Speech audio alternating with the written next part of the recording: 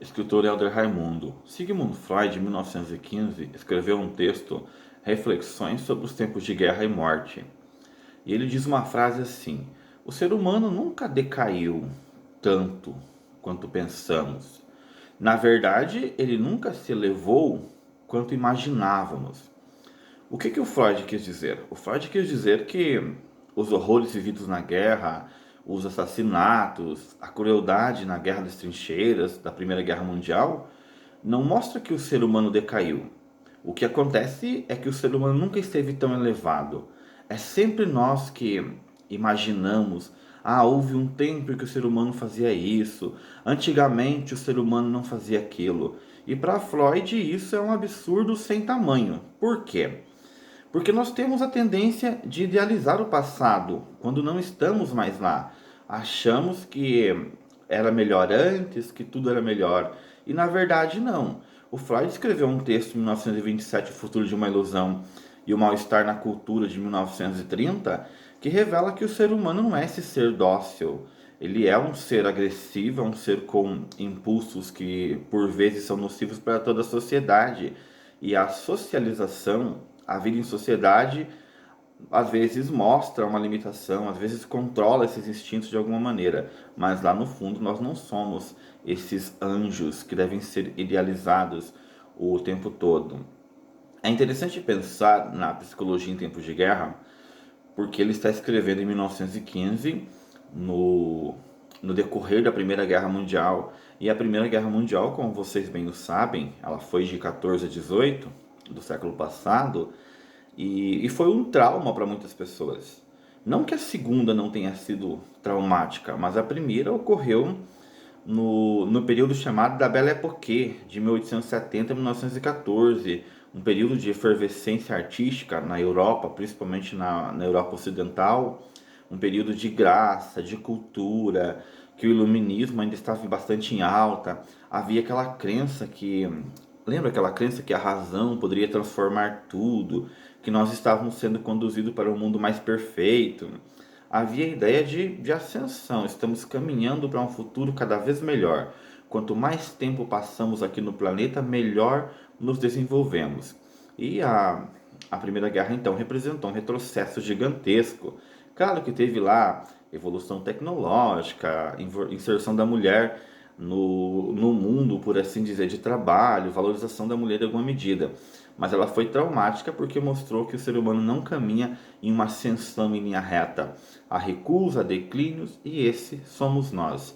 Seres que ora avançam, ora recuam, inscritos em uma temporalidade específica, que não tem muita regra. Não há, a história nos mostra que ela não é linear, ela vai e volta.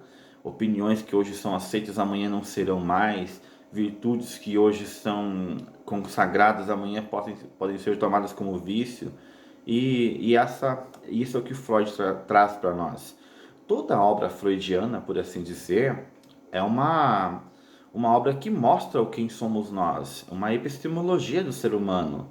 Porque ele revela: olha, nós somos isso, nós somos destruidores em alguma medida, temos pulsões agressivas, mas é preciso controlar, é possível controlar. O Freud ele acredita profundamente no projeto iluminista, ele trabalha para que esse ser inconcluso, para esse ser que no sentido forte do termo quase que nem existe, para esse resíduo minguado de eu, para que ele seja capaz de trabalhar, de produzir e viver em sociedade. Ele chega a dizer, num livro de 1937, Análise Terminável e Interminável, que fazer com que o ser humano produza razoavelmente bem, tenha relações dentro dos parâmetros da normalidade, já é um projeto extremamente ambicioso. E nós precisaremos contar não só com nossos ajustes mentais, com nossos controles, com nossa terapia, por assim dizer, que é um dobrar-se sobre nós mesmos, uma reflexão sobre o que você fez em cada dia, a cada momento, como que você se relacionou com teus netos, com teus filhos, com tua esposa, com teu esposo. Todo esse processo já é uma grande vitória. E ele traz muitas informações nesse respeito. Daí a importância do Freud em nossas vidas. Porque um dos primeiros passos para reconhecer que precisamos melhorar, que somos seres em construção, que somos seres que por vezes temos comportamentos totalmente destrutivos, é aceitar esses comportamentos, é saber que temos desejos que não são bonitos, que são horríveis, que temos inclinações que, se forem colocadas a termo na vida fática, na realidade, implicarão na destruição da sociedade. E aí nós temos, por exemplo, o caso dos criminosos, estupradores, agressores, pessoas que na pulsão da raiva que agrediu o outro, que brigam no trânsito. Então nós não somos perfeitos como imaginamos e não somos os donos da razão. Se todo mundo querer dispersar aquela ruindade que tem dentro de si, achando que está correto, que é meu direito, eu posso agredir mesmo porque ele furou a preferencial, mas ela me deu bola, eu tinha direito, eu casei, eu posso ter acesso a tudo, se não queria fazer sexo porque casou. Então, tudo isso que é trazido no dia a dia por meio de debate, Freud já pontuava. Lembrando que ele vivia em uma sociedade do século XX, no início ali, final do XIX, início do XX. Ele pegou essa transição, viveu bastante. Eram temas que eram segregados, ninguém discutia. E o Freud colocou luz sobre esses temas, sobre os nossos escorpiões, trouxe esses temas para a discussão e hoje nós os discutimos abertamente, muito em parte pela ação do austríaco Sigmund Freud. O resumo de tudo isso é: nós nos idealizamos demais.